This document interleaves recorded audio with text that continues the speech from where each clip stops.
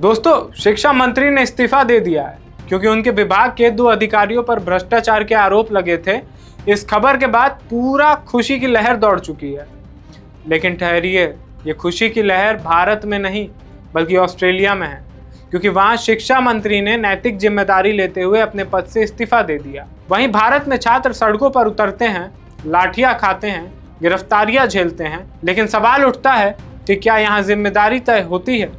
नमस्कार, आप देख रहे हैं द हिंदी टॉप और मैं हूं आपके साथ आदर्श मिश्रा। ऑस्ट्रेलिया की राजनीति से आई एक खबर ने एक बार फिर दुनिया के सामने राजनीतिक जवाबदेही और नैतिक जिम्मेदारी को लेकर बहस छेड़ दी है।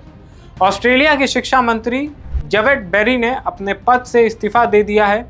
वजह थी कि उनके विभाग से जुड़े 2 अधिकारियों पर भ्रष्टाचार के आरोप लगना। हालांकि विवाद सीधे तौर पर मंत्री के खिलाफ नहीं था, लेकिन उन्होंने विभाग की जिम्मेदारी लेते हुए पद छोड़ने का फैसला लिया।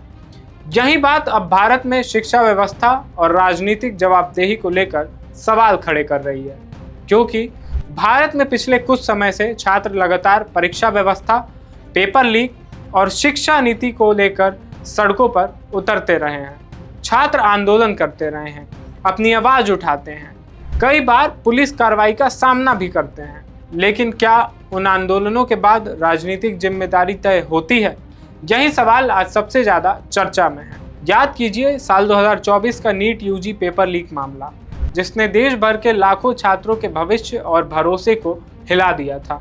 लाखों मेडिकल एस्पिरेंट्स ने सवाल उठाए, जांच की मांग की और दोषियों पर कड़ी कार्रवाई की मांग की। इस पूरे मामले में कई गिरफ्तारियां हुई और जांच एजेंसियों ने अपनी कार्रवाई भी की। लेकिन हाल ही में इस मामले में एक बड़ा नया मोड़ सामने आया है, जब सीबीआई ने अदालत को बताया कि संजीव कुमार उर्फ संजीव मुखिया की भूमिका को प्रश्न पत्र चोरी और वितरण से जोड़ने वाला पर्याप्त सबूत जांच में नहीं मिला। सीबीआई का कहना है कि मामले में 45 आरोपियों के खिलाफ चार्जशीट दाखिल की जा चुकी है और जिन लोगों के खिलाफ सबूत मिले हैं उनके खिलाफ कार्रवाई की गई है। लेकिन इस खबर के बाद छात्रों और युवाओं के बीच एक बार फिर सवाल उठने लगा है कि आखिर जिन परीक्षाओं पर लाखों युवाओं का भविष्य टिका है, उनमें ऐसी गड़बड़ियां होती क्यों हैं और इसकी जिम्मेदारी लेगा कौन? यही वजह है कि जब किसी दूसरे देश में एक मंत्री अपने विभाग से जुड़े विवाद की नैतिक जिम्मेदारी लेते हुए इस्तीफा देता है, तो भारत में भी लोग सवाल पूछने लगते हैं कि क्या यहाँ भी जवाबदेही की वही परंपरा मजबूत हो सकती है? क्या किसी बड़े प्रशासनिक या राजनीतिक विवाद के बाद सिर्फ जांच का इंतजार होगा या फिर जिम्मेदारी भी तय होगी? हालांकि ये भी समझना जरूरी है कि हर देश की राजनीतिक व्यवस्था अलग होती है। किसी मंत्री का इस्तीफा केवल एक घटना नहीं बल्कि वहाँ की राजनीतिक संस्कृति और परंपराओं से जुड़ा फैसला होता है। वहीं भारत में कई बार मंत्रियों ने अलग अलग कारणों से इस्तीफे दिए हैं, लेकिन शिक्षा जैसे क्षेत्र में जहाँ करोड़ों छात्र का भविष्य जुड़ा होता है, वहाँ पारदर्शिता और जवाबदेही की मांग लगातार बढ़ती जा रही है। आज युवा सिर्फ नौकरी या डिग्री नहीं चाहता, वो एक ऐसी व्यवस्था चाहता है जहाँ मेहनत का सम्मान हो, परीक्षा प्रणाली पर भरोसा हो और गलत करने वालों पर तेज कार्रवाई हो।